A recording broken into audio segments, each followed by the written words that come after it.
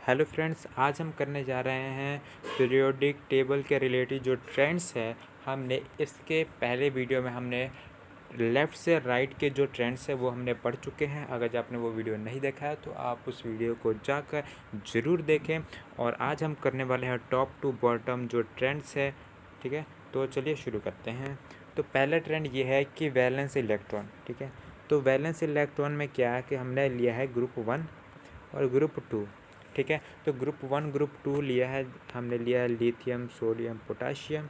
और यहाँ पर जिसका एटॉमिक नंबर 9 है और जिसका एटॉमिक नंबर यहाँ पे 17 है, ये हमने लिया ग्रुप 17 का। ठीक है, ठीक है, तो यहाँ पर हम यहाँ पर देख रहे हैं कि एक एक इलेक्ट्रॉन क्या होगा, यहाँ पर इंक्रीज है। ठीक है ना, एक एक इलेक्ट्रॉन यहाँ पे आउटर मोस्ट में 1 इलेक्ट्रॉन, यहाँ पर भी 1 है, तो यहाँ पे +1 का साइन लगा है। इसका मतलब क्या होगा, ये इलेक्ट्रॉन क्या करेगा, ये लूज़ करेगा। ठीक है, और यहाँ पर जो है, यहाँ पर -1 मतलब एक इलेक्ट्रॉन माइनस का साइन लगा है। इसका मतलब ये है कि ये जो ग्रुप 17 वाले हैं ना और ग्रुप 16 वाले, ये क्या करेंगे, इलेक्ट्रॉन लूज़ नहीं करेंगे, ये इलेक्ट्रॉन गेन करेंगे ग्रुप 17 वाले।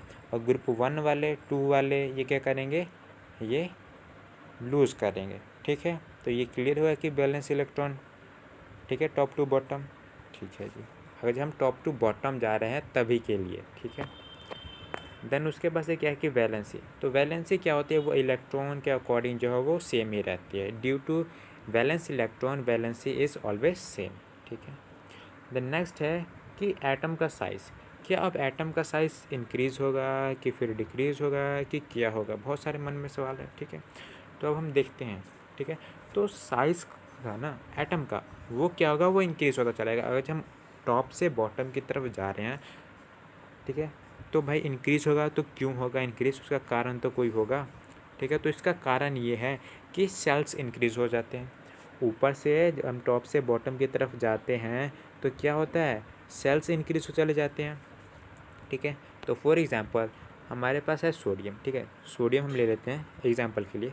तो सोडियम के पास हमारे पास कितने, अगर हम मान लेते हैं ऐसे जनरली 2 शेल हैं। ठीक है, ठीक है, उसके बाद से पोटाशियम। ठीक है, तो पोटाशियम के पास हम मान लेते हैं यहाँ पर कितने, 3 शेल है। उसके बाद से फिर जैसे ही जाते हम जाते हैं तो क्या है, सेल्स क्या होते हैं, इंक्रीज चले जाते हैं। अगर जब हम टॉप से बॉटम की तरफ जा रहे हैं तो सेल इंक्रीज हो गया।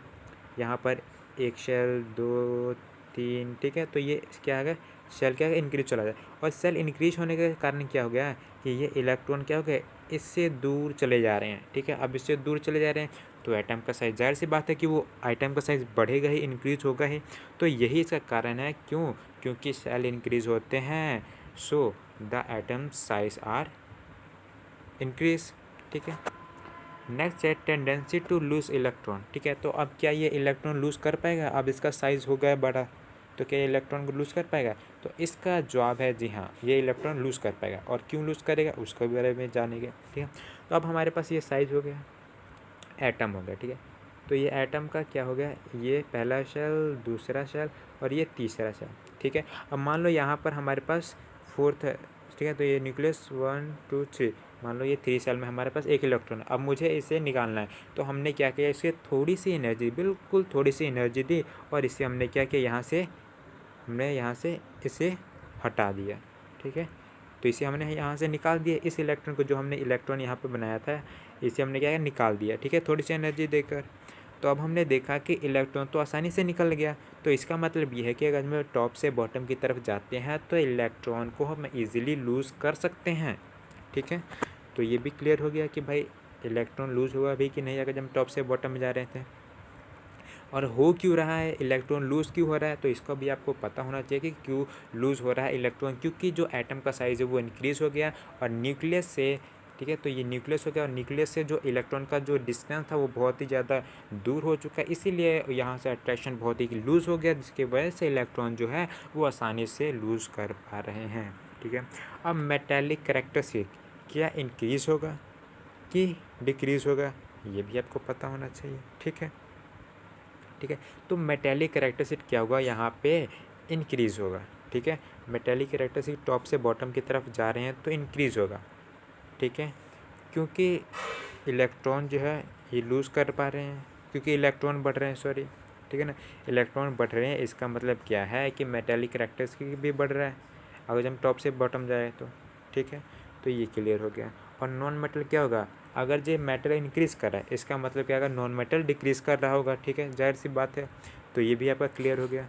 उसके बाद से मेटालिक ग्रुप और नॉन मेटालिक ग्रुप, यही आपको दोबारा लिखा है कि मेटालिक ग्रुप क्या है, अगर जब हम टॉप से बॉटम जाते हैं तो वो इंक्रीज़ करता है, अगर और नॉन मेटालिक जो है वो डिक्रीज़ करता है अगर जब हम टॉप से बॉटम की तरफ जाएँ। तो फ्रेंड्स, आपको वीडियो कैसी लगी, ऐसी लगी तो वीडियो को लाइक करें और वीडियो को ज़्यादा से ज़्यादा शेयर करें, और ऐसे ही वीडियोज़ के लिए चैनल को सब्सक्राइब करें। और वीडियोज़ देखने के लिए थैंक यू।